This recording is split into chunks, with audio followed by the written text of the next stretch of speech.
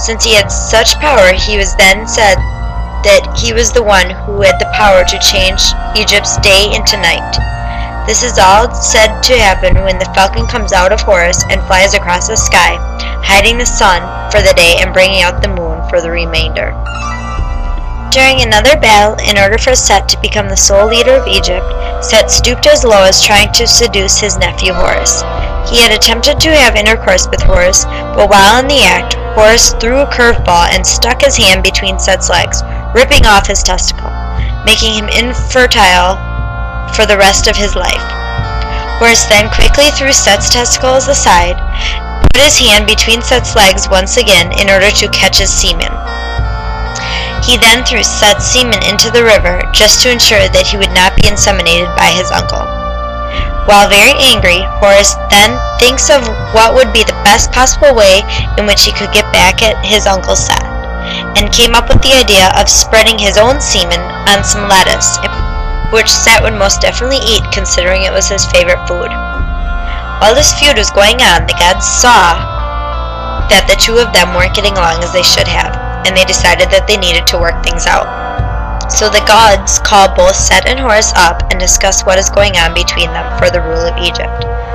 The gods first asked for Set's reason as to what is going on, followed by the calling for his semen.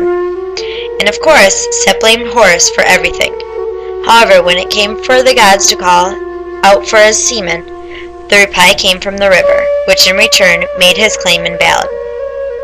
Then the gods looked to Horus for his claim, followed by the call of his semen, and again, of course, Horus blamed everything on Set. Although when it came for the calling of Horus's semen, it came from inside of Set, which showed that he was the stronger one out of the two. Since he achieved the goal of inseminating someone, and Set couldn't, the gods then decided Horus was the winner, and in return gave him the throne for all of Egypt. Out of hatred, Horus and the rest of the Egyptian council at the time decided to send Set to the desert and exile him for life.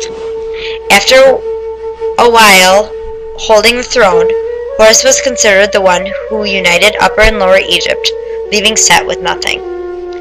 After Horus's victory, he became the model for all the pharaohs, after the people had come to the realization that they needed someone to be the spokesperson for all the leaders to follow. However, how each individual pharaoh comes to be has nothing to do with Horus or any other gods. Once a pharaoh dies, the title goes down to the eldest of the deceased, which resembles the European style in which they go about in order to have people in power. Along with gaining the title of a pharaoh comes a lot of responsibilities. The most important one they gain is being able to keep the communication between the people of Egypt and the gods. Also, the word pharaoh means many things.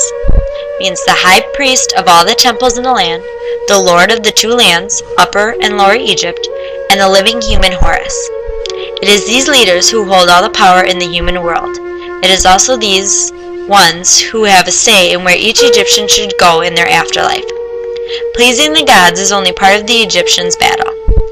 They also need to please the pharaohs in order to live a somewhat decent life, not only in their present life, but also in their afterlife.